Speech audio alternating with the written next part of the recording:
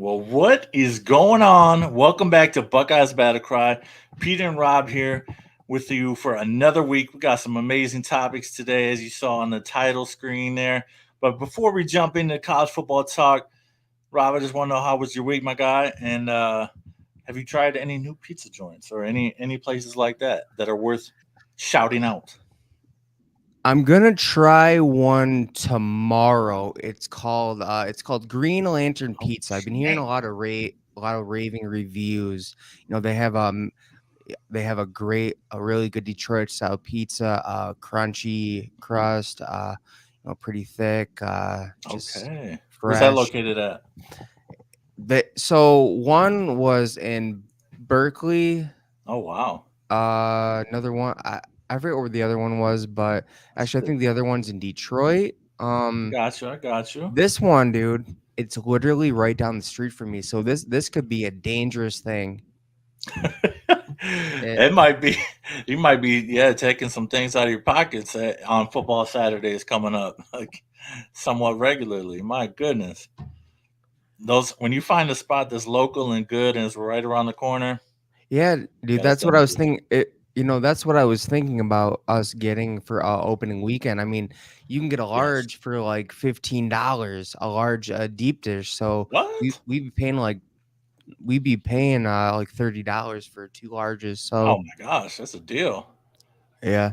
As long as it hits, man. As long as it's good, man. I'll Oh, dude, definitely be down for I'll that. definitely let you know, man. I've always been honest about my pizza reviews. Yes, I sir. did try. So my sister Laura, she Yeah, took Sarah, my mom, and I to Shields Pizza. Don't know if you've had it. I can't say I haven't. It was it was pretty good. They had a pretty nice cheese blend on there. All right. So it I gave it like a 7.5, 7.6. 7.5 or seven six. Wasn't my favorite. As of right now, my favorite Detroit style pizza still is Louis in Oak Park. Yeah, I So definitely want to get there with you sometime for sure. I mean, you keep raving about the spot, so that sounds good. I'm always open definitely, for trying new places definitely, too, but dude. I Louis also want to. sounds like it hasn't been topped since you've been there. So, So spots in my place. mm-hmm. Plaza de Pizza, Michigan and Trumbull, and Oh yeah, keep it Pizza on with that. Populous. Pizza Populous. Okay, solid. That's good to know, Yeah. man. Daggone.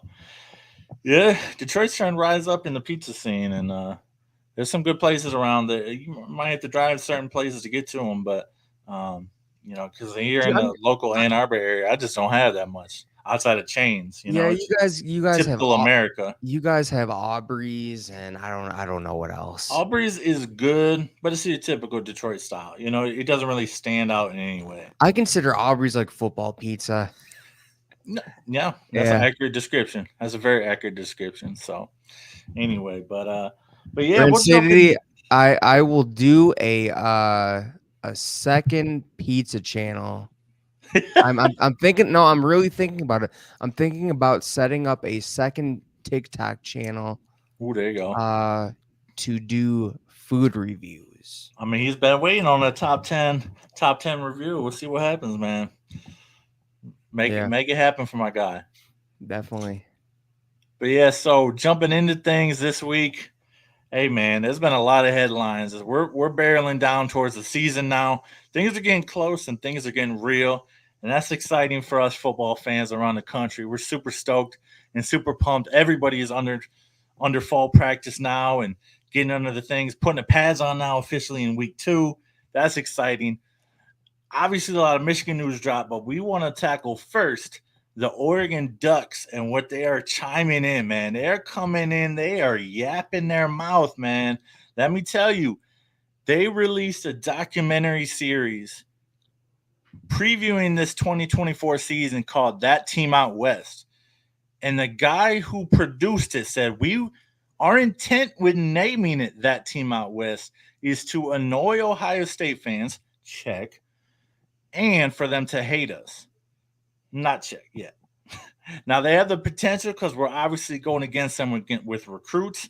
Now that we're in the same conference, we're competing for them. But they are the noisy neighbors, I would say, even though they're far outside on the West Coast, man. What do you think about the Oregon Ducks trying to come in and talk a big game and trying to steal our attention from the greatest rivalry in all of college football? Well, first off, there will only be one big rivalry, the Thank you. number one rivalry in all of college football, which is Ohio State versus that team up north.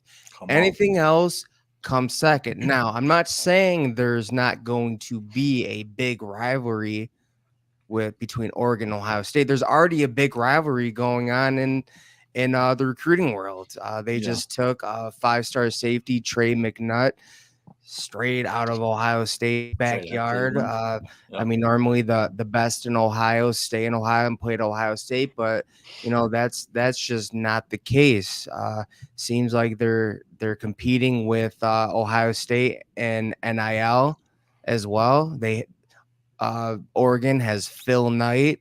It just seems like they're the two big boys on the block right now in terms of NIL recruiting. But before Oregon decides to pump their pump themselves up and beat their Sure. chest about being this force to Ohio State and being the next big rivalry, let's see how they do their first year in the Big Ten. Now, they do have a lot of talent, Oh yeah. speed, and talent in terms of stacking up against Ohio State, Yeah.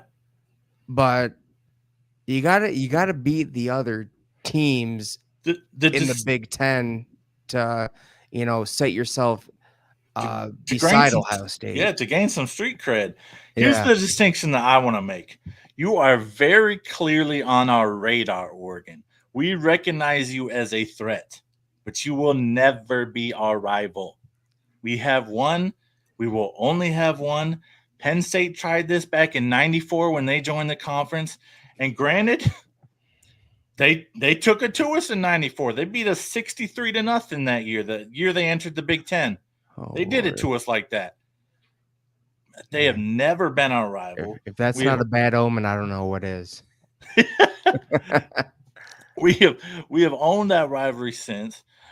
We've taken 10 of the last 11 from Penn State, and in all honesty, Penn State in that year probably should have won the national championship. They didn't get even a share of the national title that year. They're the only undefeated team that season, but they didn't win the national championship.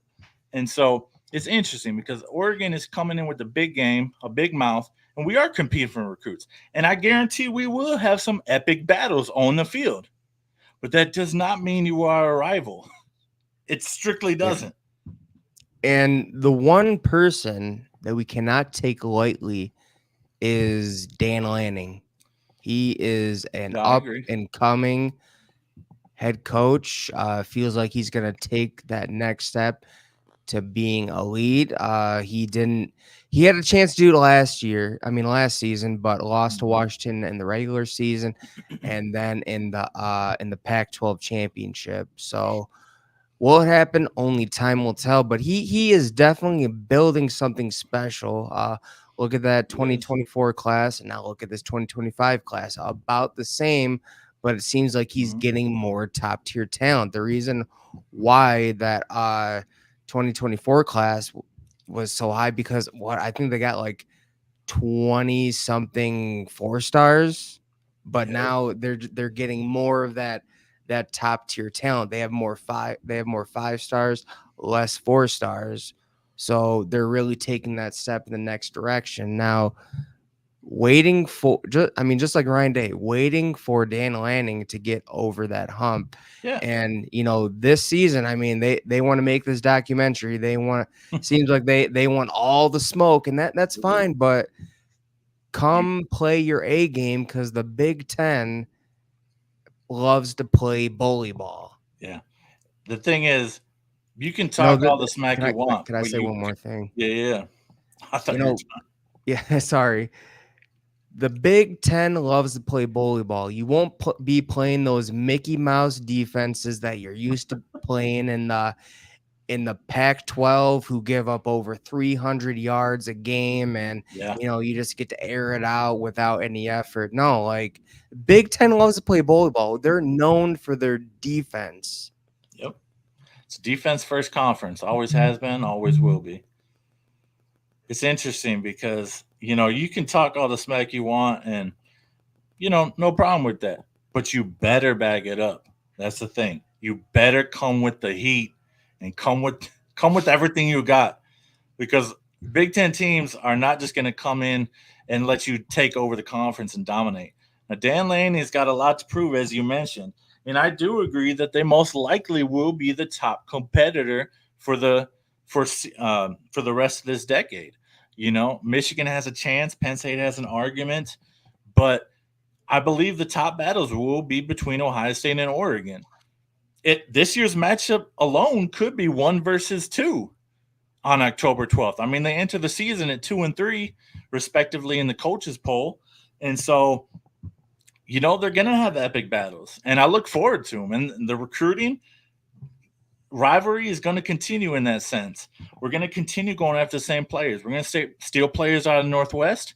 They're going to steal players out of the Midwest. It's just how it is now in college football. Recruit naturally or get left behind. It's that simple. And, it was really funny because the opening day in Big Ten media, the Big Ten media I days, like that. you see that big float. I like that. Yeah, you see that big float of the Oregon Ducks mascot Yes, flowing sir. down. That was good. that That was was a great funny. introduction. Yeah, that was pretty good. But here's the thing though. Oregon fans are pointing back to 2021 Sure. when they ran over Ohio State. Ohio State's defense was terrible. But that's not the same defense anymore. It's going to be really hard to air it out against Hancock, Igbinosa, Downs, Denzel Burke. yes, even Ransom, Burke. Did I say Hancock? Yeah, you said him first. Yeah. So, I mean, they didn't give up a passing play of more than 20 yards. Yeah. So they're going to really have to find that ground game. Now, if I'm hearing what I'm hearing about just the overall defense, Yeah. it's going to be really hard to move the ball. Well, they were number 2 defense in yards and points given up last year, and they returned 10 out of 11 starters. No, I'm sorry, 9 out of 11 starters on defense. And we added Caleb Downs to that mold. So, yeah, good luck running, good luck passing against the Buckeye defense this year. Dylan Gabriel, no one's going to stop him on the ground. It's just about containing him. He will get his on the ground.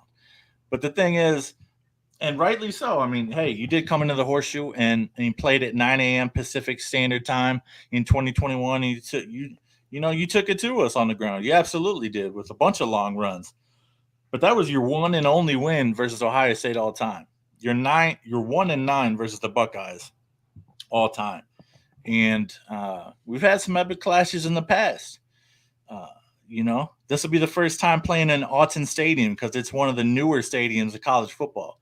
They played it a different field when we last went out there in the 60s. And so it'll be interesting to see what the environment is. I know you have one of the loudest stadiums in the nation, and I cannot wait. Whoa, what happened? Are you still there? Yeah. Can you hear me? Yeah, I can hear you, dude. My stuff. Okay, I don't know what happened. My thing just completely went out though, but I'm glad you can still hear me. My internet just completely whatever.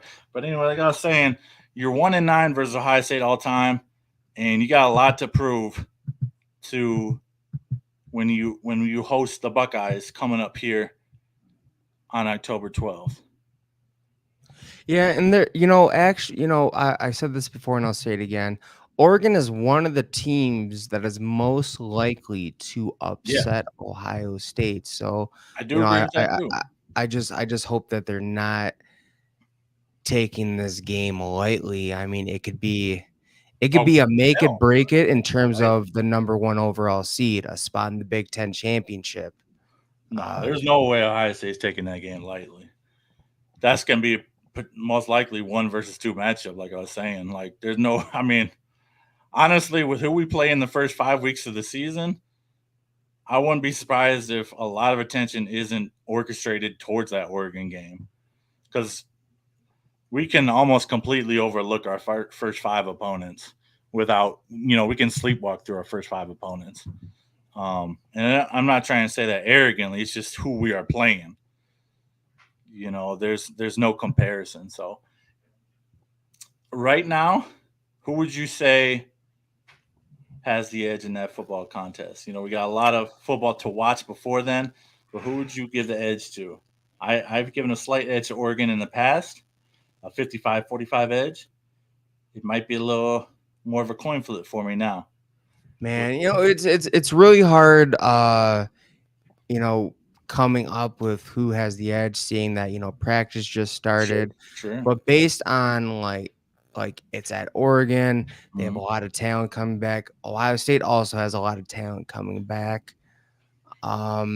Still don't really know what the I mean, kind of know what the QB situation is. Don't know what the O line's gonna look Right. like.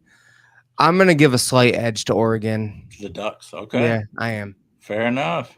Fair enough. I can see your argument for that point. I mean, they got this wide receiver, Tez. I think his name is Tez Jackson, who's returning from last year. He was absolutely a monster for them, over 1,000 yards, and he's looking to do the same again this year in the new conference. Uh, it's gonna be a fun battle, man. The start of many in the Big Ten Conference as actual Big Ten Conference members for the first time in 2024. I can't wait for that contest October 12th. And go watch that documentary, Team Out West. Whoever's watching or Rob and myself, I'm definitely going to check it out because I want some insight in the program. And I also Is it want on Amazon? it's on YouTube It's for on free. YouTube Yeah, it's on for free. YouTube. There's only one episode out right now. Just launched last week. Gotcha. But yeah, go watch it. It's free. I want to learn about Dan Lanning and his ins and outs, and what makes him tick, as a coach. He's very engaging and very entertaining, and I think is very charismatic. I Uh, I have an idea what makes him tick. So going all the way back to when, it was Coach Prime's first year at Colorado. yeah, buddy. It was their time to play the Oregon Ducks. And, I don't know if you heard Dan Lanning's speech, but he Nope, says, hey, no, I he's heard that. basically like, you guys have nothing. All they have is their watches and their cars, and it's just about a lot of hype, a lot of noise. So I think he's a big put up or shut up type of coach, a I bunch think of so. no nonsense. Like he's ready to bring it, and he definitely doesn't like pretenders. So Yeah, the best soundbite to come out of that is we don't play for clicks, and with Colorado putting literal Instagram handles on their practice uniforms this week, it's once again proving you play for clicks in the brand and self promotion. So we'll see. I can't wait to see more of Lanning. I'm definitely going to tune into that Team Out West documentary. Can't wait to learn more about that program. Um, he's got a lot to prove, though. I think he'll finally get the win over Washington this year. He's 0-3 versus them, and he made some boneheaded mistakes in that regular season game. I'll tell him that he's a lot like Detroit Lions head coach Motor City Dan Campbell. He's a gambler and a risk taker, and it cost him in that first game. In all honesty, they were down there 3 yards out, and instead of tying the game, he opted to go for the touchdown. They didn't get any points, and they ended up losing by a field goal. And then when they had the lead in the fourth quarter at the 45-yard line, I think it was 4th and 3, they went for it again, turned it over, and Washington went down and scored the winning touchdown. And so, in one aspect, you look at that and you're like, I respect his ballsiness and his ability to go for it, and trust in his team. Right? That's a positive in my mind, but it's also a negative of my mind because just like it cost the Lions in the NFC Championship game, his lack of ability to want to take points when they're right in front of him cost his team the game on the biggest stage. So I'm excited to see how that develops because he is a gambler, much like Urban Meyer, on fourth downs, and we'll see moving forward how that plagues or benefits his team. So I'm excited to watch that unfold throughout the 2024 season.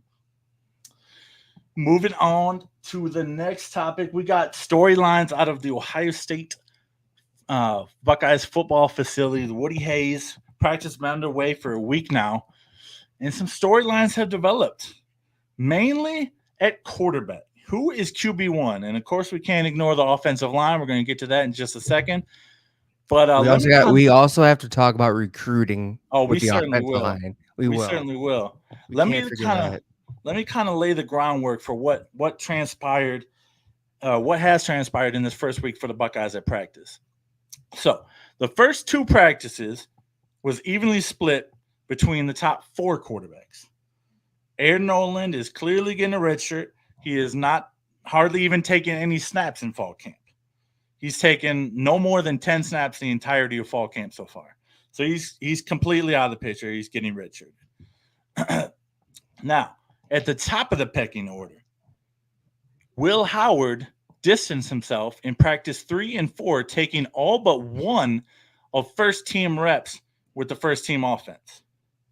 Now, today on the practice report, it is very evident that Julian Sain is falling behind Devin Brown for the QB2 battle. Brown led the second team offense, and Will Howard led the first team offense. Sain got a couple snaps here and there with the second team offense. And so that is a really interesting development to me. Reading all the quotes about Will Howard, and it's very evident he's separated himself. He is going to be quarterback one, leading the Ohio State Buckeyes this year. That's just it's very easy to tell based on reading the practice reports. And basically, Coach Day is giving coach speak to Devin Brown and to Julian Sain that they're still in the battle. And so that's interesting. Give me your just initial thoughts on that. On what do you think of Will Howard coming out as the clear forefront runner? He's going to be named the starter probably after Saturday's scrimmage.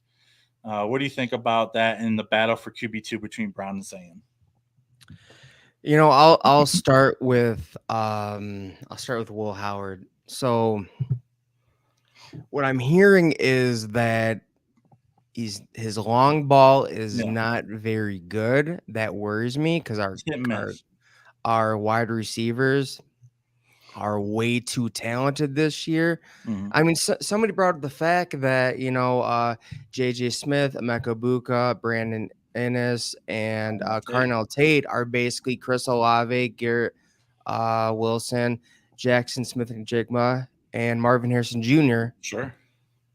Pretty much reincarnated.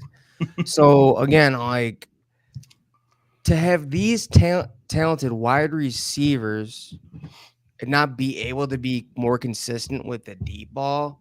Mm-hmm. I mean that's kind of concerning to me. But after hearing that he's actually mobile, he can run for it. He ripped off an 80-yard run to the house.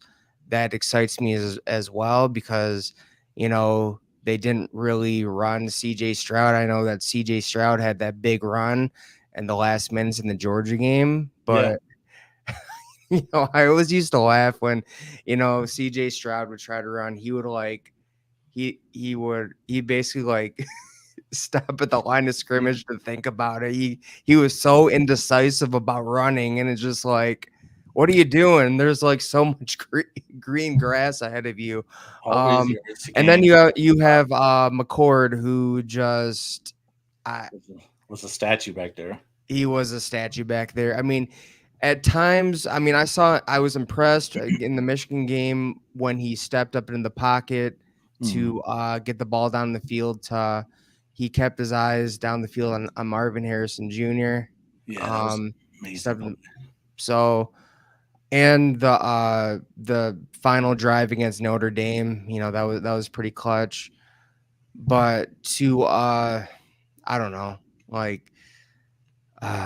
but to see Will Howard be able to run, again, the last two quarterbacks for us haven't been mobile. Sure. It seems like they want to get back to that.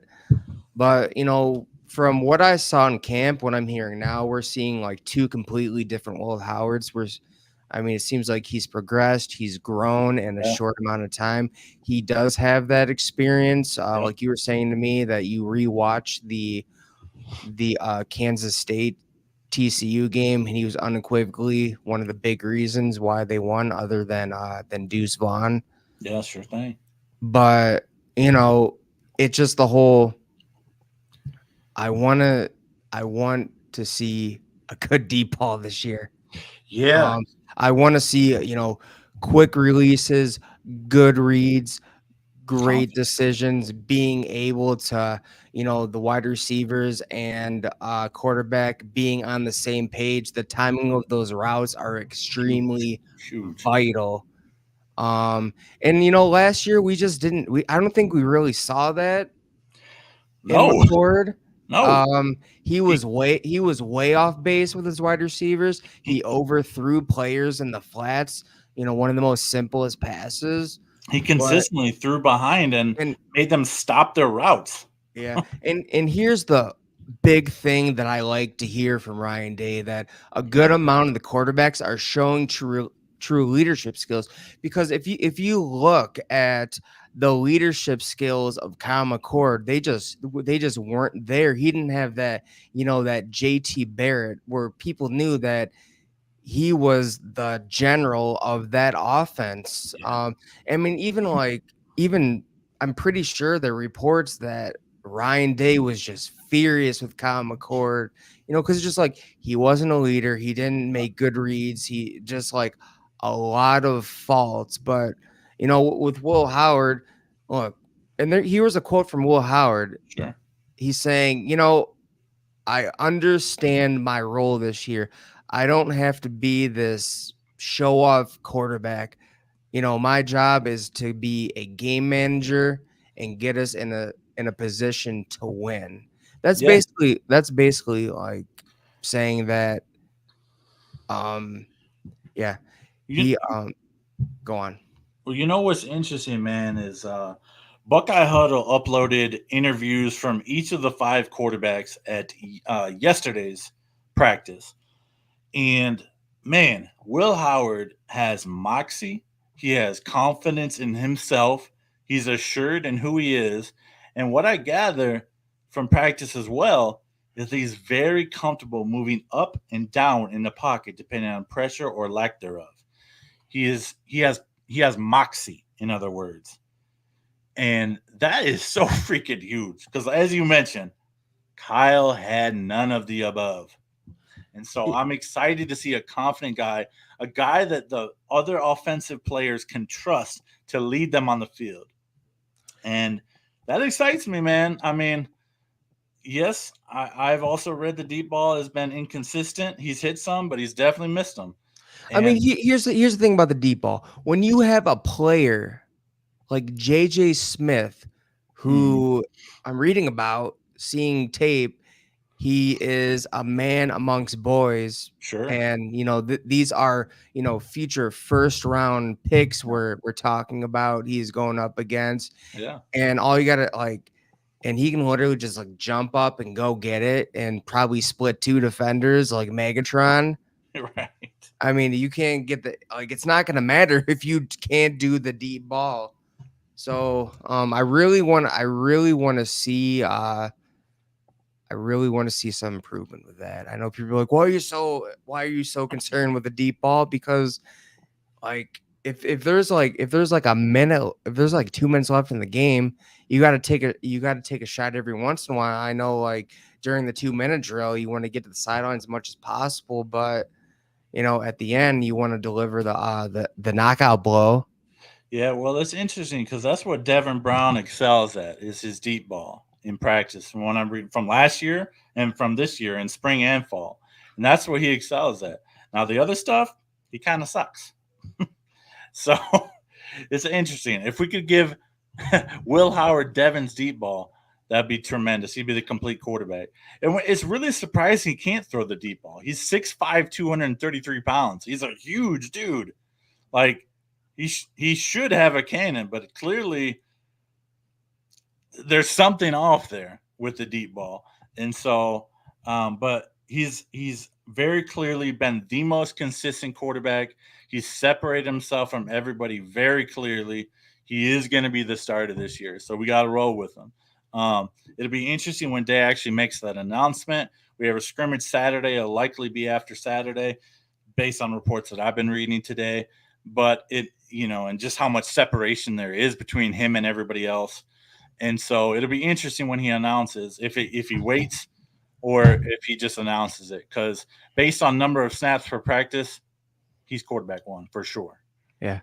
All right. I want to move on to we're still going to talk about practice. I want to move on to the new and upcoming leader of the Silver Bullets, who's going to be the heart and soul of this defense, who's going to take Tommy Eichenberg's place, because we all know that Tommy Hitman Eichenberg was the heart of Ohio State's defense. Sir. He was one. He's probably one of my favorite. Other than getting killed in the passing game, he's one of my favorite. Probably one of my favorite linebackers. And James Laurinaitis addressed to the media, to the press, that Cody Simon, this is his quote, yes, sir, is the unquestioned leader of. Actually, dang it. Let me. No. Oh, yeah, here it is. Here's his quote. He's the unquestioned leader of the group. He's the leader of the defense, gets everybody lined up. And that is exactly what we need. We need someone who's able to read defense, get everybody in place. I mean, so I think that from last year to not being a starter and getting minimal playing time, being able to step up as that leader, that means he was working really hard in the off season. So what are your, and you know what, I really trust what James Laurinaitis has to say.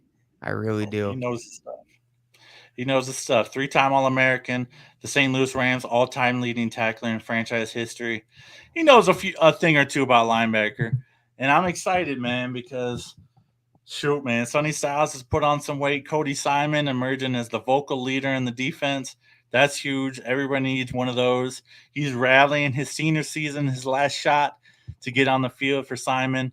I'm excited to see what he does because, in all honesty, this is a bit of a weird take, and I must admit this, but he came on in the 2021 Michigan game, and he impressed me. Now, Haskins did run all over us, but Simon had about 12 to 13 tackles in that game in his first ever start in a Buckeye uniform. Now, he hasn't seen the field much since then for whatever reason, but I'm excited to see him play a full season at linebacker because he is a dominant force back there. He always impressed me.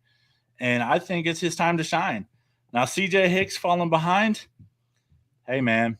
So we moved Sonny Styles for a reason because CJ Hicks couldn't cut it.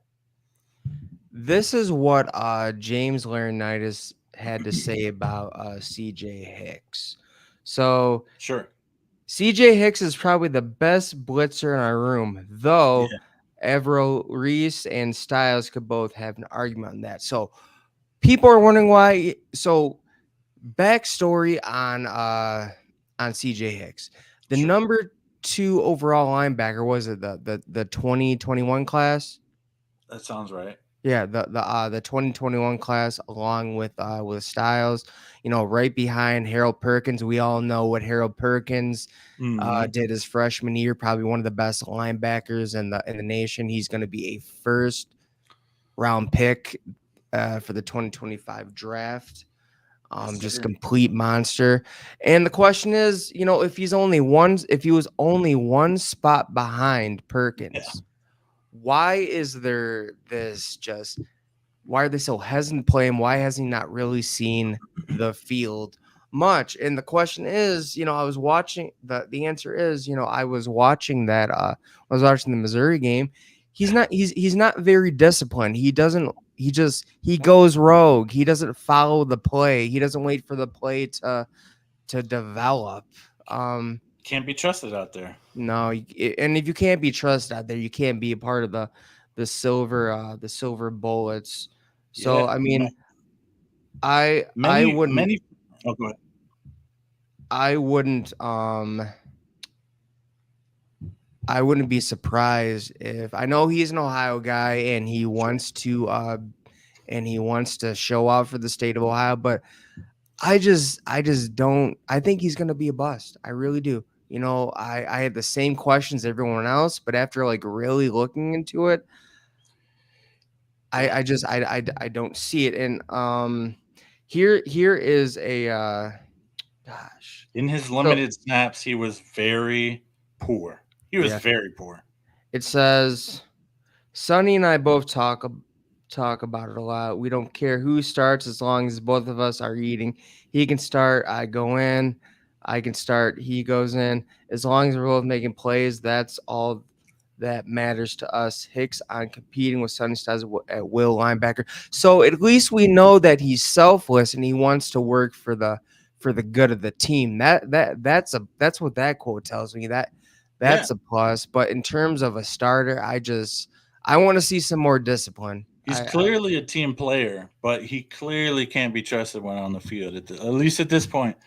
And the thing is, man, he was a physical freak in high school, and I think that's why he got rated so high. He had the body with slightly less muscle, maybe a little bit more fat in high school that he does compared to now. But he was a physical freak coming into Ohio State. He came physically ready to play, but mentally, pursuit angle wise, all these other things, it's really let him down.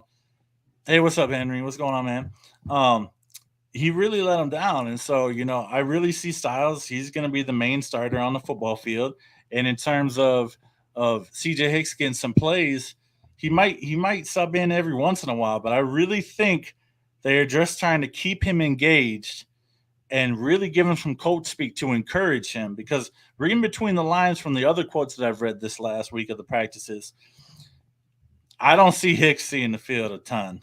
So you don't take a player of Styles' caliber off the field. He moved and positions for a reason. So here's another thing that is has the writing on the wall.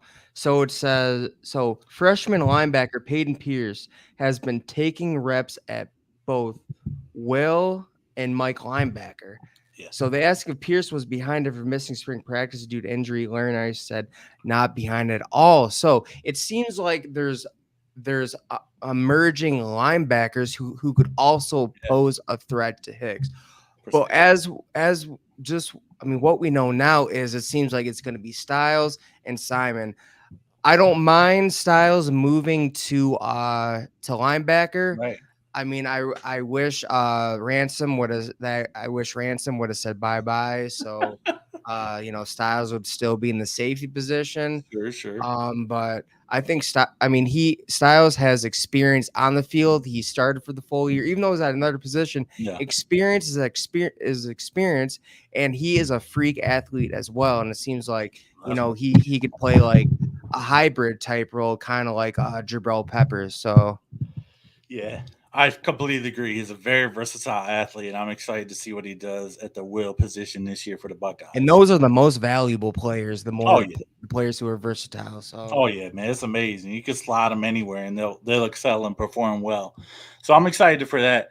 Do you want to transition to offensive line talk, or do you have any more to say on the linebacker? just for the linebackers, I really like, and this just goes to James Laurinaitis's work effort, his Yeah, earn it mentality. Here's a quote from him. So if you earn so on his depth at the linebacker, they ask him about his depth, who's gonna rotate the most, who's gonna is it open season? And he said, if you earn the right to play, you'll rotate.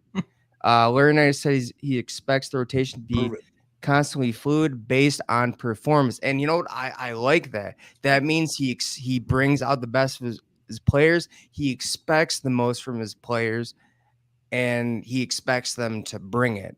It's merit So based, right? And that's the best yeah, kind of hierarchy you can have. man, That excites me. I'm already liking this move. Uh, I'm already liking this move. I mean, I was calling for it. I mean, see what happened when you got this man out on the in recruiting. I Yeah, mean, the recruiting linebacker is night and day compared to Petty the John. last. Yeah, Yeah. So I think it was a great move by Ryan Day to fire Parker Fleming, sure being thing. able to open up a spot for Jalen Hurts to be out on the recruiting trail, and also being able to promote him to the official linebackers coach. I think the future is going to look really bright at linebacker. We're gonna get back to the linebackers under Tressel, and we all I know who believe those that. linebackers I believe were. that. So I Yeah, mean, it makes perfect sense because he was one of the he was linebackers one of under the Tressel Tressel. linebackers. He knows So what it takes to play the position in modern yeah, football. definitely. Football's changed a lot since he was in college, but he understands what the responsibilities are and what you have to be. You have to be way more athletic. You have to be a Darren Lee type of athlete to play linebacker now. You have to be fast and physical and fill the gaps without showing fear. So I'm pretty sure he's still the leading tackler for the Rams, yeah, all and time. I mean, he got cut, and he was the leading tackler, Right. all time leading tackler for the Rams. Yep. So, but all right, moving on to the offensive line. Moment of silence. I'm just kidding. So, offensive line. We have so I'm not too optimistic. There's all those reports that it's all sunshine I and know. Columbus, I know. daisies and everything else, Coach pretty speak. much, you Fall camp know, coach uh, speak. greasing them up and, Oh, they are. just a bunch of hype, Yep. too much hype. Mm-hmm, It's mm-hmm. to me, it's just overinflated hype. I love my Buckeyes. I think they're going to be a talented team this season, but it is not all sunshine in Columbus. Not The reason I'm jealous. saying this is because one of the weak spots is offensive line. Oh yeah, And who's to blame for that? Justin Fry. for And sure. it's not looking much better. I'm going to talk about this point real quick, and then I'm going to get back to what the offensive line could look this year. I got you. I got you. So, not only is the offensive line looking weak, but the future does not look bright at all. Seems like Justin Fry is going to miss out on David Sanders Jr. even after all the visits, the NIL, having assists from Coach Day and company, and also, my buddy sent me actually, our boy Crawford, he sent us a text basically saying, Justin Fry is going to miss out on another 5-star offensive lineman, and it looks like that. Here it is. Oh, here it is. Petty. 5-star offensive tackle Josh Petty has been predicted to end up at Georgia Tech over programs like Ohio State and Florida State. This dude just keeps swinging and missing. All right. And if you go in and look at the recruiting class in terms of offensive linemen, and again, people aren't really looking at offensive linemen because we love to look at shiny things. We love to look Yeah, at these shiny wide toys. receivers, these defensive backs. That's the new shiny thing on the shelf, but you And need to go look at that class because it is looking extremely bare in terms of that one offensive line recruit, Carter Lowe we just got one. from Ohio. He's an Ohio guy, so it kind of seems like it's a given that he goes to Ohio State. Now, Sure. am I optimistic that he'll stay? There's a chance he could switch his mind. He could see the performance from Ohio State's offensive line this season. It just seems like Justin Fry has failed on many levels, and it goes back to last season. The offensive line looked unprepared. The backups look unprepared. Yeah. They weren't running downfield to throw some blocks. Sure. I've never heard of that in my life. And seeing all of offensive line, and we're hearing the same story. Can't even name he's only naming one starter. The rest it doesn't look pretty bright. And I don't care how many wide receivers, how many quarterbacks you have, Quinton Junkins and Travion Henderson, but If you don't have an offensive line, it's not gonna matter. This could really ruin the season, and Buckeye No, fans it's good. really need to pay attention to this. Yeah. And you know what? They're not, and it's sad because Justin Fry needs to go. My rant is over. You can go. I will respond in this kind. I think the only position that's not locked down right now, based on what, not just the sunshine reports that everybody's getting better and everybody's getting better, getting better. Simmons is clearly the left tackle. Donovan Jackson is clearly the left guard. Seth McLaughlin is clearly the center, and Josh Fryer is clearly the right tackle. Now, Day's comment worried the piss out of me today, though. He said no one is emerging at right guard. Nobody.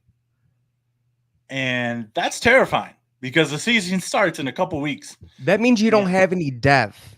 If there's That's my second point. There's no one. That's my second emerging. point. If we experience any type of injury on the offensive line, we're freaking screwed, homie. Like legitimately screwed. It's going to be rough if any one of our 5 starters goes down on the offensive line because there's not anybody behind them. Now, I think the Armstrong twins are good. They got upgraded to high-end 4 stars, and so that's encouraging. But when you only have one offensive line commit for an entire class, that is very harmful and dreadful. Now, I personally not overreacting to Petty being Cristobal. If he commits there, he commits there. Then I'll start be pissed off. David Sanders, like I said in our group text, that commitment is going through December. It's not ending on the 17th. He's not coming. He's not coming. He's not. As long as Justin Fry is the offensive line coach, I don't care how much NIL money this school has. He's not coming. There's something about Justin Fry that these recruits don't like. Because you know what? Everybody else on that staff is doing their jobs. Mm-hmm. All right? Leonidas, Walden, Brian Hartline, of course. Yeah, Chip Kelly. Yeah. I think you know why he's being protected is because he was Chip Kelly's boy at UCLA. He was the offensive line coach at UCLA under Chip Kelly. And it's kind of like the Urban Meyer to Zach Smith saga, where Bruce was Urban's mentor. Well, Chip Kelly is Ryan Day's mentor. Blind spot. So you're saying that there's some type of blind loyalty here, like? Yep. I mean, come on, like I get that Chip Kelly is here to, control the offense, and Ryan Day is willingly going to hand it over, which he should. Mm-hmm. But Justin Fry's been a weak point. I mean, you can't fire Perry Eliano for not being able to recruit, and then not fire Justin Fry. I would say that was a combination of he's killing the offensive line. He's killing the offensive line. Again, Ohio State fans need to pay attention to this. They're distracted by all these shiny things that are on the shelf. All the flashy, fast, shiny things. We are. It is very possible that I'm not going to say all. I'm going to say some, because I guarantee you there's some others who feel the same way that I do. So I'm going to recant my statement of all. I'm going to say some Ohio State 11 Warriors really need to pay attention. I don't blame him. I don't like the guy either. Passion. Yeah, no, I don't blame him either. Now here's my minor defense of Justin Fry. I think he's been a decent developer of talent. Once he has a talent, he's a terrible recruiter, but Josh Simmons clearly improved drastically last season, and that's my only defense. Other than that, I can't defend the man's actions because he's not getting elite talent. If you're getting subpar talent and you develop them, oh, good. No, we're supposed to get elite talent and make them even better at a school like Ohio State. I don't know how he is a person. Probably a great person, but it just seems like, as a coach, you got to have it both. If you want to be a coach in college football, yes, cool, you can develop. But what if you can develop? Wouldn't that help you with recruiting? because the proof is in the pudding that like a good coach. You would think, but so far, Ohio State under Fry has not had a single offensive lineman drafted, so that doesn't bode well. Our last offensive lineman drafted was in the 2022 draft class of DeJuan Jones and Paris Johnson, of course, and they were not his recruits. So he's got a lot to prove. Now you So can't fire a coach at this point of the season, but you can definitely fire him in December. Here's the thing about Coach Stud that I know people are saying, "Oh, he can't develop," but the dude could recruit, and it you get these high end talents on the offensive line, and being able to get those players, it kind of covers up not being that good of a developer, but at least he could recruit. So you need to get a coach in there who can do both. Yeah. Bottom line. I hate to say this, but Michigan's done this well. Clemson has done this well. Alabama has done this well. Washington did under Dobert. Yeah. I would go steal Washington's offensive, or now he's at Alabama, but I would go steal him if at all possible. So if Justin Fry gets the axe at the end of the season, but you know what? I will be willing to apologize, make an apology video if Justin Fry proves me wrong. I will, mark my words. I will make an apology video. If he lands one of those two guys, you mean, or what? Yeah. Just like I apologized when I was knocking Harbaugh in Michigan all off season because they were claiming they were gonna win the national championship with just a pure running game, and I said that hasn't happened in today's modern. Due to the change in college football being in a complete air raid, but they proved me wrong, and I apologize. So I'm willing to apologize. Yeah, no doubt about the whole Justin Fry rant. No doubt, it'll be interesting, man. These are two critical recruitments for him. His job is kind of on the line, and I think he understands that because he didn't get a raise or an extension. I think they made it pretty clear it's put up or shut up season for you, Justin. And so we'll see how this expires. Signing day is in December, and if neither Petty or Sanders are on that Buckeye roster come December, whatever day it is, he probably is getting the axe. It's pretty plain and simple. So we'll see how that develops. Man. But like we said, if any injury comes on the offensive line this season, it's going to be detrimental to our goals for not only in the conference, but on the national stage. It'll be very detrimental to our chances to win a title. So we'll see how they gel, man. Right guards, somebody better emerge. Tego Chabola was a 5-star. It's time for you to start playing, boy. It's time for you to start stepping up and living up to your name.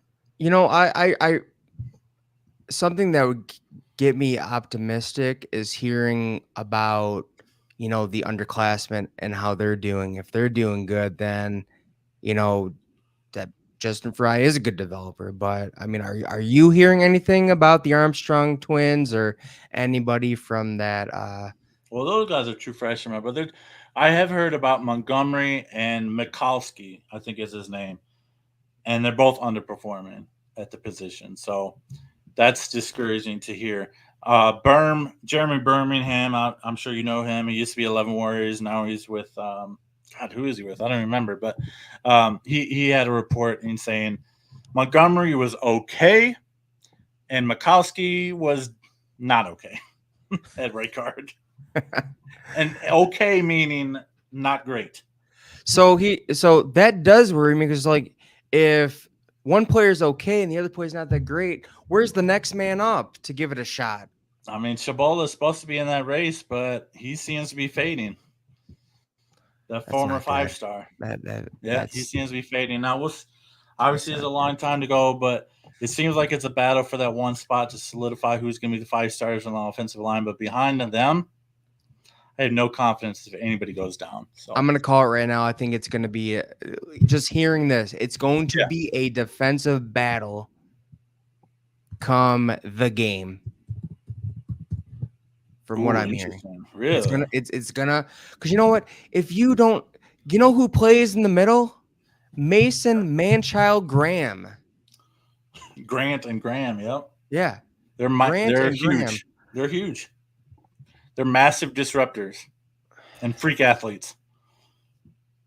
Yeah, It's but going to be a battle. And I think Texas has a much better chance of handling that defensive line than Ohio State does at this point. And that sucks. definitely. Texas' offensive line is huge. But let's transition now to the top 25 showdown. I'm going to bring up on the screen here the coaches poll. Now, this poll technically does not matter in the least bit because it's the AP that is used, and it is the college football playoff that is used when that gets. I can't really see it. It's blurry. It's blurry. Well, for me, it's blurry. Here, let me see. Oh, there it is. I just had to. That's the SEC standings. I don't know what happened to my screen here because I had it all set for the top 25 and I haven't touched it. So go to here it is. Here there you go. It is. Here it is. I don't know why that changed pages. All right. This is the page that I was on. So entering the season, of course, we've got Bulldogs at 1, Ohio State at 2. Georgia is deservingly of. Oh yeah, Georgia's deservingly number 1. They were 1 win away from being in the playoff for the third straight year. Carson Beck is looking to be a first round pick. They're look out for their defense. They actually have 6 projected first rounders on their defense. That's true. Mostly at the edge position. Actually their defensive line is gonna be pretty nasty this season. But they were 1 win away from making the college football playoff. Happening, but yeah. So they were 1 win away from making the college football playoff. They lost their first game, and once again going to be pretty disgusting. That's for sure. Am I delaying or something?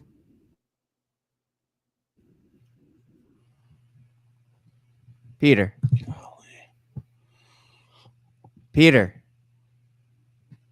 All right. I'm having trouble hearing you. Okay, gotcha. I hear you now. Yeah. So going back to what I was saying, they were 1 win away from the college football playoff. They lost their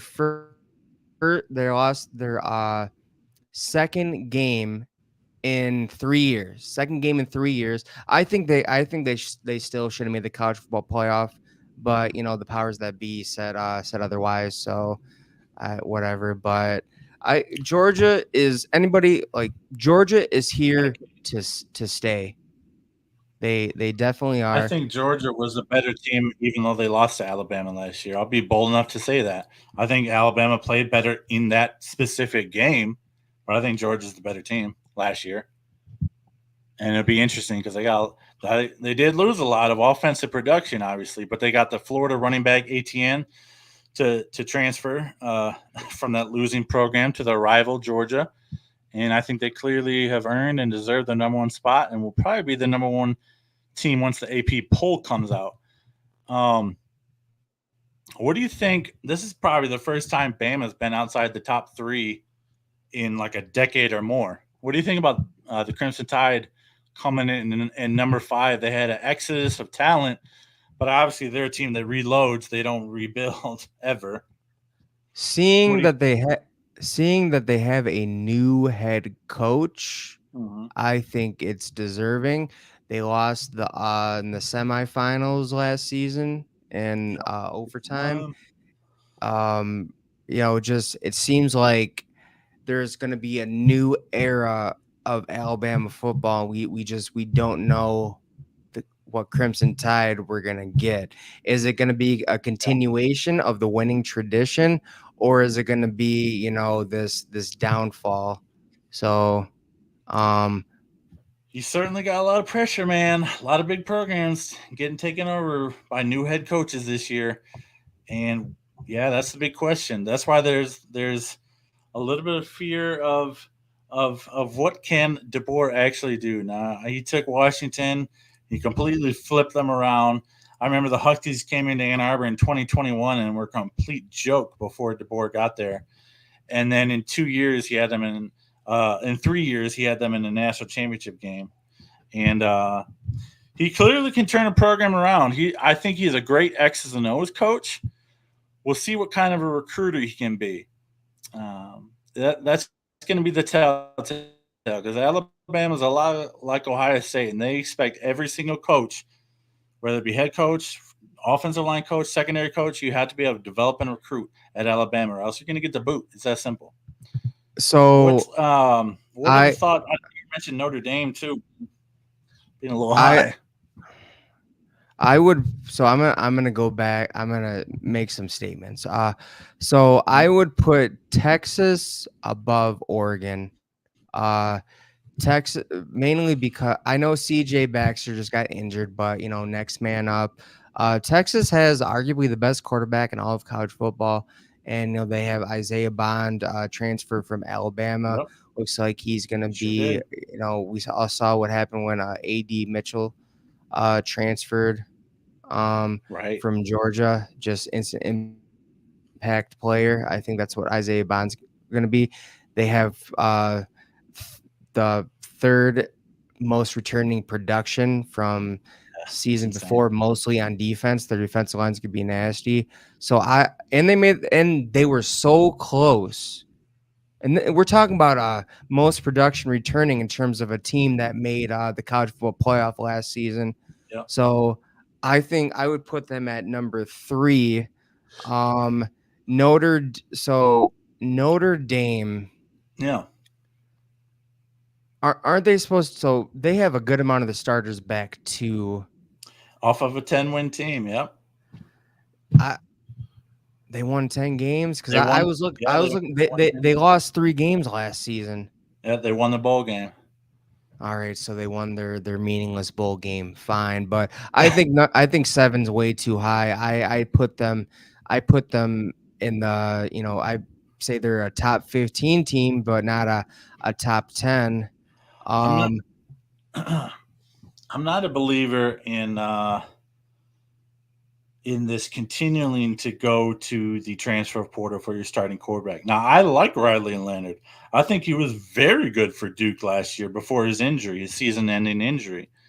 But man, it'll be interesting when Chad Carr takes over the following year, because this cycle of bringing in these fifth, sixth, seventh year quarterbacks to start for your team, it's got to end sometime. It looks like it's going to end with Chad Carr next season at the it looks starting like he's position. pulling a Harbaugh and just going to the transfer portal for Yeah, quarterbacks because man, he knows he hasn't gotten his quarterback yet. he So hasn't. So cars remain to be seen. So Florida. Notre Dame always gets that overranking in the preseason, then they lose a game they're not supposed to. I could see them. They'll probably get 10 wins again this year. I don't Yeah. see them getting much more than that. They do have a lot of returning talent, like you mentioned, but I think 2025 will be the year they actually take a leap forward. So I think Missouri should be a lot higher. Oh, Uh, absolutely. they really showed up to play Ohio State. Obviously, they beat them in that bowl game. I think they have a lot of momentum going into this season. A good amount of their starters returning. Their head coach seem. I mean, he's a pretty good coach. I would put Florida State out of the top 10. I Sure. would put Clemson out of the top 25. I would Oh, I would put Miami out of the top 25. I would put USC out of the top 25. And in terms of production returning, I would put Iowa yeah, I agree more with that. towards the top 15. So I'm surprised they're at 25. A lot. So Wow, that high top 15. They do return yeah, a lot. 19 starters, I think. yeah, they do. They're actually number 1 on most production returning. So I'm not USC's surprised. just there because of their name. Miami's just there because of their name. Clemson is as well. Um, Florida I State was love this Florida absolutely State. just they lost a good amount of their defense. They lost Verse. He was the heart and soul of that defense, Jared Verse. Uh, Mhm. they lost a lot. Uh, Jordan I'd be Travis. curious to see how much they have in returning production. I don't know a lot about the Seminoles this season, to be completely honest. Obviously, they lost the quarterback, like you mentioned. They lost Keon Coleman. They lost a lot of their defensive talent. I could not name a single Florida State Seminole starter right now, and I'm a college Yeah, football junkie. dude. So Michigan. So I'm looking at the first place votes. They had one Yeah, first place vote. We all know who voted them first place. right. No doubt, man.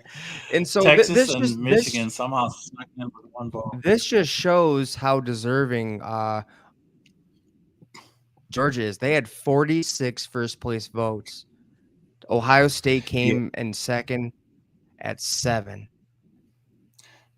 it's a So pretty that just shows overwhelming like, gap, don't you think? yeah, It shows what the coaches yeah. of America think But about the talent. Going back to you know Missouri for a second, I want to talk about them. Go ahead. Go ahead before you switch back.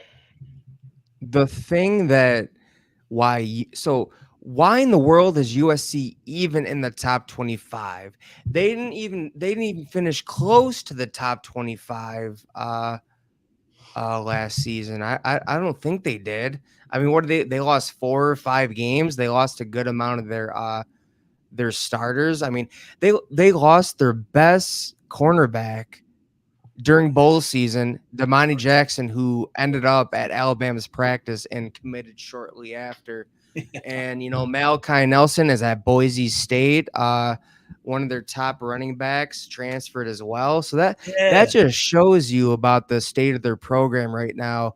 I mean, it's good that they fired Alex Grinch, but Lincoln Riley just, I just remember he though just though I can see from Oklahoma fans' point of view why they did not like this guy when he left, and I sure. think I think he's a fraud.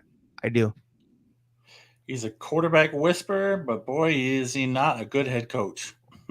He is elite at getting quarterbacks to produce immense stats and Heisman trophies. But until they put a defense on the field that competes and is competitive and physical, you're not ever winning a national championship, USC. You're just not under Riley. And you got to prove it, man. You got to prove it to me that you actually care about the defensive side of the football. We'll see how they perform in the Big Ten, man. Big Ten's not exactly known for their offenses.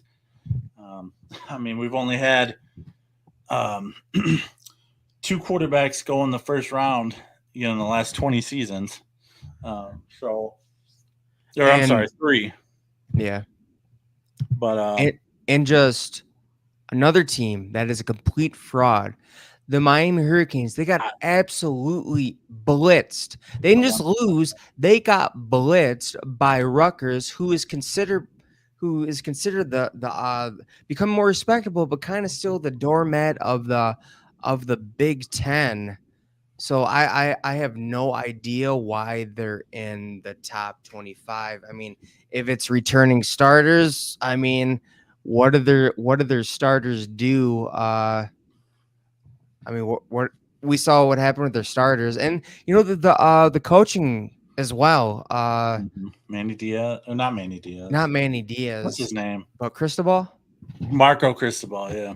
And his decision making again, who is against Georgia Tech, all he had to do was kneel the ball and just run the clock out. But he decides to run the ball, they fumble it, and then literally a couple 2 plays later, Georgia Tech airs it out and they lose the game. I'm sorry, but Embarrassing, man. Miami, you're a fraud. I, I think the only reason they're getting propped up is just recruiting rankings because it's dang sure not on field production. But here's the thing, though. That's not so. NIL and top recruiting only works when you have a winning culture in place, and they haven't had that. Not since That's the Kobe not how it days. works. They're trying to buy wins. They're trying to buy wins. They don't have a winning culture already established. So as of right now, what I'm seeing is from these top players such as Justin Scott Yeah. and some others, I'm there for the bag and that's it. But they made it pretty evident that they're there for themselves. They're a version of the Colorado Buffaloes. Let's just call it like it is, man. They're playing for themselves. They're playing for the spotlight, and they're playing for the potential opportunity to be drafted high because they're dang sure going to be playing for championships. Now, I'm surprised that some of these people are getting fooled by it because I've seen some projections. I don't remember by who, but I've seen some projections that think Miami can actually compete for the ACC championship this season. Like they might actually make the title game. I think that's tomfoolery, but we're gonna find out, bro. We're gonna find out when the rubber hits the the pavement because Miami takes on a garbage Florida team to start the season. Who's actually Man, going to watch that game? A great rivalry it used to be, not anymore. Clemson's first game is at Georgia. Yeah, Ouch. neutral site, Ouch. neutral site in Atlanta. Is that actually a Yeah, neutral site though, that Peter? should be a. Is that It's an actually hour neutral? away, but I mean, But you said it's in come, Atlanta, right? yeah, it's in Atlanta, which is an hour They're away. playing at the Mercedes-Benz Dome, aren't they? Yeah, they are. That's not an away game for Georgia. It's not. No, I agree, and that's why it's cowardly to play there. But they make more money, so woohoo! Let's ruin more college football games atmospheres. But I do want to get your thoughts on Tennessee, bro, because the Vols are getting a lot of hype after ending the 15-year losing streak to the Crimson Tide in Knoxville last year. They I feel like their entire season rides on how this quarterback Nico. I wish I knew how to say his name.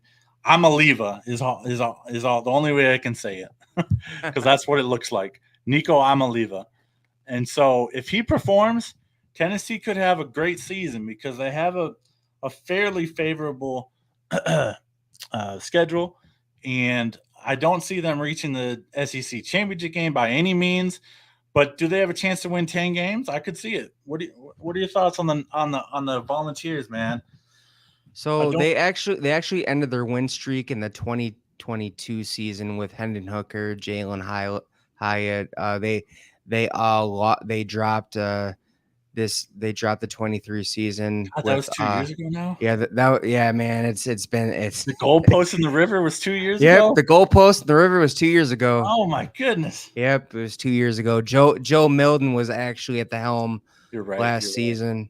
So but yeah, Nico really balled out in that. I'm pretty sure he won MVP. He was MVP of that game. Oh, The future looks bright. Their head coach, another up and coming coach. sure.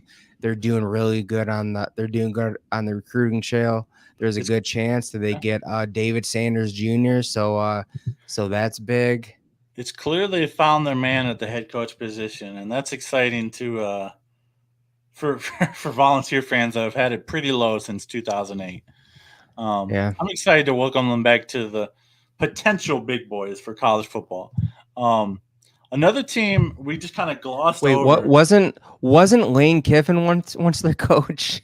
Oh, many moons ago. God, Then that was you a train wreck then for you half a had season. wasn't that Butch For half the Butch season, they went Davis? to USC. Yeah, Butch Wasn't Davis Butch as well. Davis their coach as well? Yep. Yeah, Butch His Davis as his well. only his only his redeemer was that Hail Mary by Josh Dobbs Yeah, against yes, sir. Georgia. So that God, what a was great about it. finish that was. No doubt. Yeah. I agree with you. But I think Jeremy Pruitt is that's his name, right, Jer? So Jeremy Pruitt. Yep, he's yeah, the head he's man in Knoxville. I think he's leading that Tennessee program in the right direction. I fully agree, man, and it's kind of cool to see, man, because you like to see new powers rise up and old powers redeem their strength that they used to have, and so that's exciting. But it will be interesting keeping in tabs with the SEC, man. Obviously, they're divisionless as well, and got it. I'm gonna rail on this again, man. Will the SEC and Big Ten freaking ever announce how they're gonna tie break for the championship game appearances? Because we're getting close to the season yet, we don't know how ties are gonna be broken. They better freaking announce this for both conferences ASAP. But speaking of that, we kind of glossed over the Missouri Tigers, man. They return, in my eyes, the best wide receiver in the nation in Luther Burden. Now Oh we yeah, shut him down definitely. the bowl game pretty well. He did have the one touchdown late, but I'm pretty sure that was his only catch in the entire contest. And but he is explosively fast. The Missouri Tigers had the SEC's number one rated offense last year in points and yards per game. They won 11 games, won the New Year's Six, obviously, in embarrassing fashion over our Buckeyes. Dude, you might laugh at me, man, but I could see a scenario where entering November, they're in the contention for the spot in the SEC title game. Because I looked at their schedule, bro. They got it pretty dang easy, my dude. Like legitimately, they have a very good shot to enter November and be in the serious conversation to make the SEC title game. Oh yeah, I know they do. And Top all those 3. SEC teams, they play what like they play FCS teams. They're a Yeah, week so the tune-up. pretty much the first game in November. So I'm I'm they kind of get another excited for them. layup game. I'll be keeping my eye on them, man. I wish we had taken care of business versus them last year because it just drives home the narrative. Ohio State can't beat SEC teams. But I will keep an eye on them. They returned the quarterback, Brady Cook. The only key contributor they lost to the offense last year was their running back. They returned everybody else to an explosive offense, and I can't wait to see what the Tigers got cooking in Columbia, man. I mean, Drinkowitz is a decent coach. I wouldn't call him an elite coach, but he's a decent coach.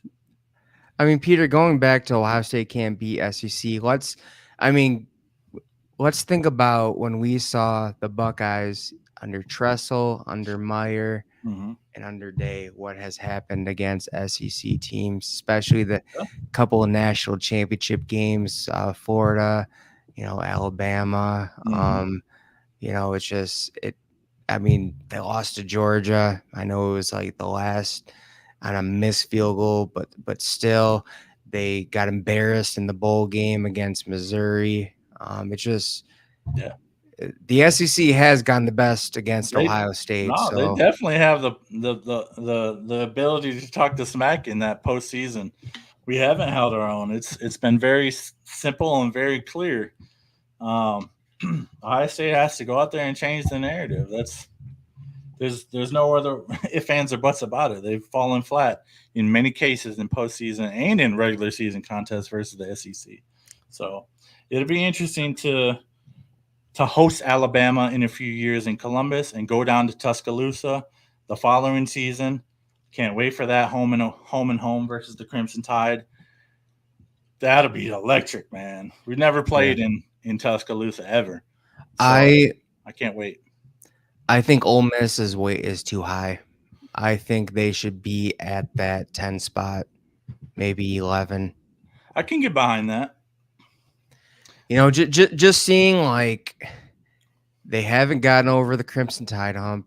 No, They usually drop one against a team that they're not supposed to drop one to. Like, I did not see Brian Kelly coming in his first year and yeah, being able to make it to the SEC championship game. And I did not see them beating Ole Miss, but boy, what was I wrong? But it goes to Lane Kiffin's coaching record. Yes, he has Ole Miss being competitive, but it seems like he loses the same two games each year, maybe a third one, but uh, and they lost a really good running back. Let's not forget that. Yeah, Jackson Dart's good, but it all has to do with coaching. So,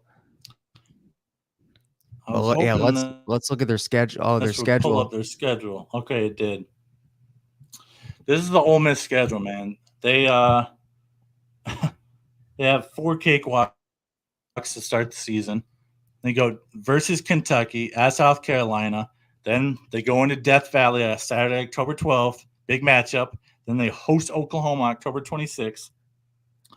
At Arkansas versus Georgia at home. Goodness gracious. And then 2 pretty easy wins to close out the season. Yeah, I I could see see. the season going about the same way. for the Yep. Ole Miss Rebels. I Now they see. do I see two to return Jackson Dart. It's always important to return your starting quarterback. here. Go But back to the schedule because I go see ahead. 2 to 3 losses on there. Go back to the schedule for Ole Miss The Rebels because I schedule, man. yeah. So go yeah. So I see them. 4 easy open. I see them losing to LSU, possibly Oklahoma. Don't take Yeah, I can't. Kentucky lightly, and I definitely see See, that's loss to tough. Georgia. Oh no. Yeah, even though it's at home for sure. And of course, they're going to beat Yep, Florida, I would agree with Mississippi that. I would State. say Oklahoma's a toss up. I mean, Yeah, they should isn't end on a Arkansas high up note. and up too? No, they're pretty terrible. Okay, Nah, I mean they've improved since the Brett Bielema days, but only to like 8 win seasons. yeah, But yeah, no, I wouldn't argue. I wouldn't push back against that at all. I think Oklahoma game is a toss up 50-50 because it's at home. I could see them possibly getting the edge in that one. But yeah, it'll be interesting to see what Ole Miss has because obviously returning your starting quarterback, your senior leader, means an awful lot in college football. It always has, and it'll be interesting to see how the Ole Miss handles it. I would agree with sliding them down a little bit though, since they lost Judkins specifically. But yeah, I think that's it'll be interesting to see once the AP poll comes out because that's the more prominent poll, and then obviously they both go away once the CFP playoff poll comes out, and that'll be oh man, I can't wait, man. College football is not far away now. yeah. One other The team we haven't really touched on too much tonight. Do you think Penn State's in the right spot? Seeing that they lost, so Do you think the Manny Nittany Diaz Lions are in the was right a spot? big piece. Uh, yeah. So Manny Diaz was a big piece of that defense. He's I a can't really hear good you at all. defensive. You can't. So Manny Diaz was a really good. Oh man, he's frozen. Really good defensive coordinator. The fact that they lost him leaves a lot to question. So, do I think Penn State's in the right place? I think they could be down a couple of spots. I mean, again, Manny Diaz. If they don't lose Manny Yeah, Diaz, I can see them staying like being in the top 10. But I think that they're looking at the yeah, fact that Katron Allen, Nick Singleton, Drew Aller, the sure. fact that they have a new offensive coordinator, and they have some first round picks on that defense. They always have that. Why aren't they in the conversation for edge rush? They always have that one edge player. I think Ole Miss is going to beat everyone except Georgia. Ooh, Wow, that's a man. bold take out of Ole Yeah, Miss. Interesting. I'm just not sold on Lane Kiffin. I'm just not.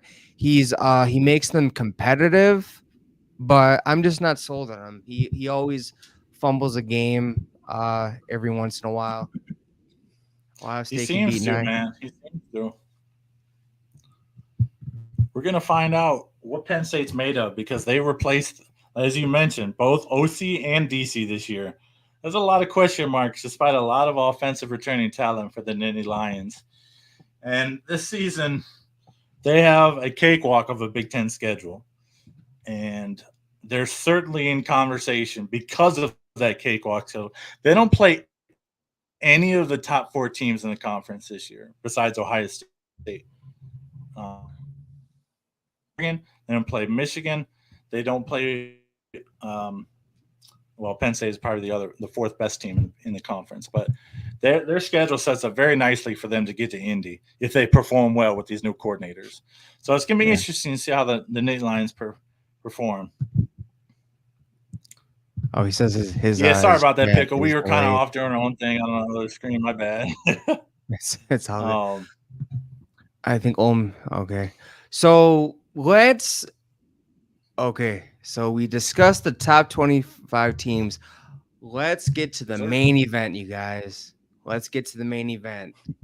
And if you've seen the recent news from Michigan, it's not looking good right now.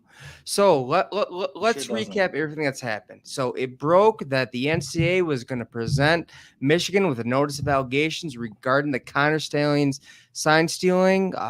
Haven't seen anything yet, but there's been a draft where seven staffers have been mentioned that they knew about the sign stealing scandal. Denard Robinson not on the staff anymore because of a DUI. Hope he's getting the help he needs. Um, there's also Sharon Moore. Oh boy, we'll definitely talk about Sharon Moore. Um, and there is Mike Hart. Mike Hart's nowhere to be found. I don't know if he's dealing. I think he's dealing with personal things, but still, I would like to know who the other coaches on that list are, because if they are at the Chargers now, it all makes sense. So, and also you have About to Sharon jump ship. Moore, who was found to delete 52 text messages between him and Stallions, which makes him look even more guilty.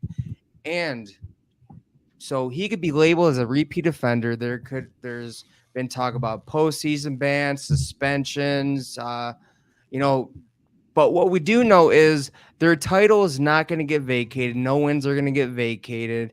It seems like they're going to get a slap on the wrist. And to top it off, the one who's getting the biggest slap on the wrist is Jim Harbaugh, not because of what was handed out, a 4-year show clause. He can't be with any Michigan athletic program in any capacity for the next 4 years. And if he decides to come back to college football, he can't. He's going to be suspended for 100% of the first season. So, but the So fact is, it's a slap in the wrist because he's off making $80 million with the Los Angeles Chargers, and he's getting a second shot at the Super Bowl. So the news is bad. It doesn't shed a good light on your school, but still, it just seems like there's well, kind of there's a accountability. dark There's cloud over the Wolverine program as they enter the season. Say it again. You broke up. So I was saying that it seems like there's going to be some accountability, but it seems like there's not. Programs have gotten a lot worse for a lot less. We're talking about the most elaborate sign stealing scheme in all of college football. Yes, when fans say, "Oh, teams have been doing it for so long," yeah, teams have been doing in-game sign stealing. They're not buying tickets to games months out to be able to go to the games and tape the other team's sidelines and being able to have their signs. So Harbaugh's quote was, "Never lie, never cheat, never steal."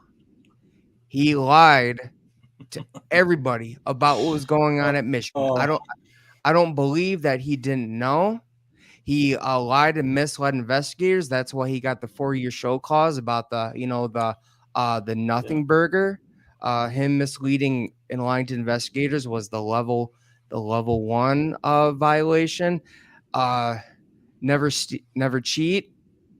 His program clearly cheated during his run of only losing 2 to 3 games Right. after his Medicare seasons before. Yes, he got the right staff in place, but and then you have Never Steal. Connor Stallions, his team, they stole other teams' signs to get a competitive advantage. So I don't want to hear about never lie, never cheat, never steal. Clearly, that's not what Harbaugh actually lived by, and clearly, that's not what he actually coaches or teaches or is a good example of. It's just that simple.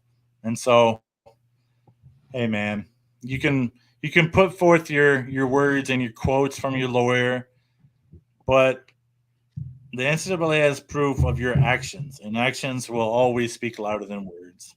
And so that's kind of my They final stance on that. they even Except for that, there's this dark cloud over the Wolverines entering another season. and that gives me a lot of joy as a Buckeye fan. Here's the thing that makes me the most angry is they want to dodge and deflect, but Ohio State, but the rest of college football, own up for what's happening, take the licks, and move on. Take accountability. Every program has their downfall. No program's perfect. You know, we've seen the USC saga with Reggie Bush. We've seen, you know, the documentary in SMU. We've seen what happened with Penn State. We've seen what happened with Ohio State with Urban Meyer, you know, covering up domestic abuse. You know, and now and then also Tattoo Gate. But apparently to Michigan fans, you know, some Michigan fans, our program can do nothing wrong.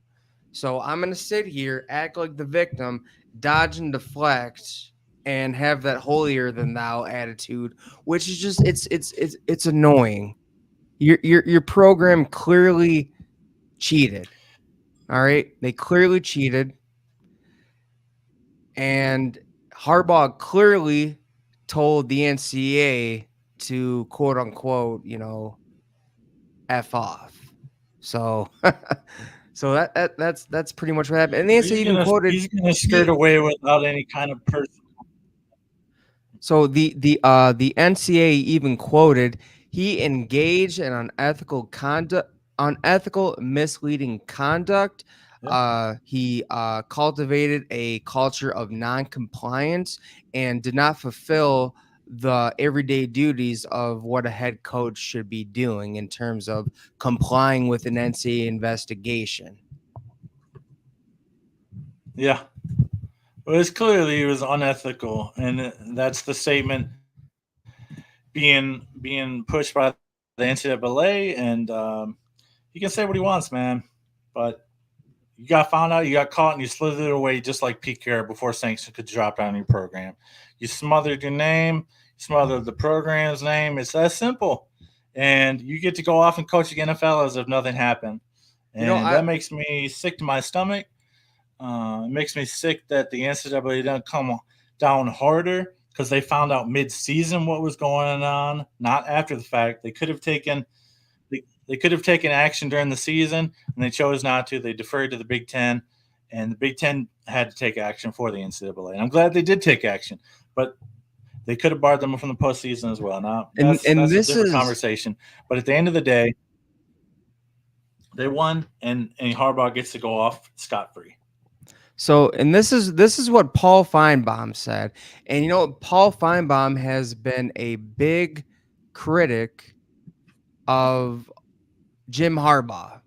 He did give him credit when he won the national championship, but he said Jim Harbaugh won. It doesn't matter how many rules he violated. It doesn't matter how many times he has lied. He got away with it. Basically saying like Jim Harbaugh is a cheater, but he got away with it. He gets to ride off in the sunset and with $80 million, a second chance at a Super Bowl, and no accountability whatsoever.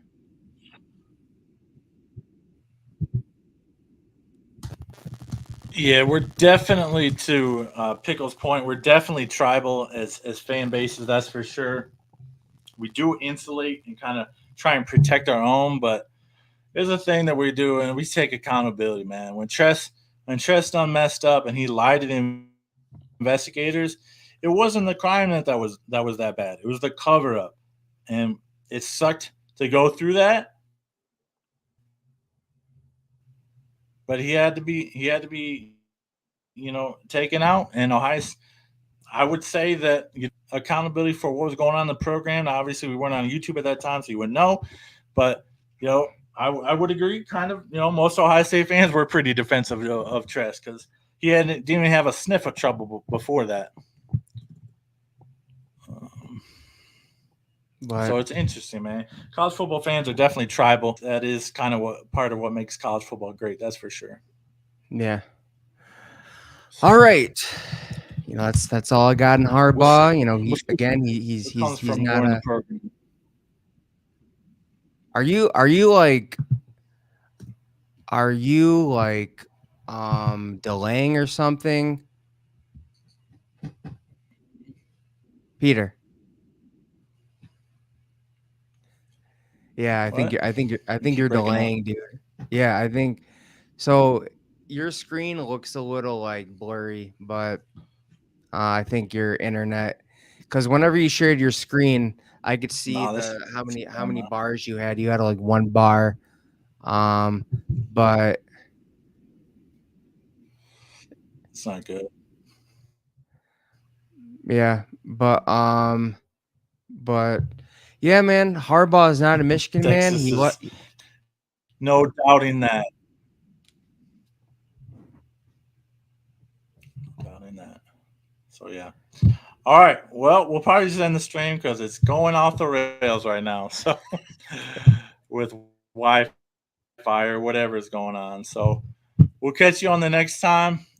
Thanks for joining us. We've been live for hour 35. Go Bucks and God bless. We'll see you on the next one. Hopefully continue to the countdown to the season. Cannot wait. We're just about 3.5 weeks away, man. So can't wait for the Yep, opening day party, man. It's gonna gonna be be a great doozy. watching It's gonna college be a football on the season to screens again. remember.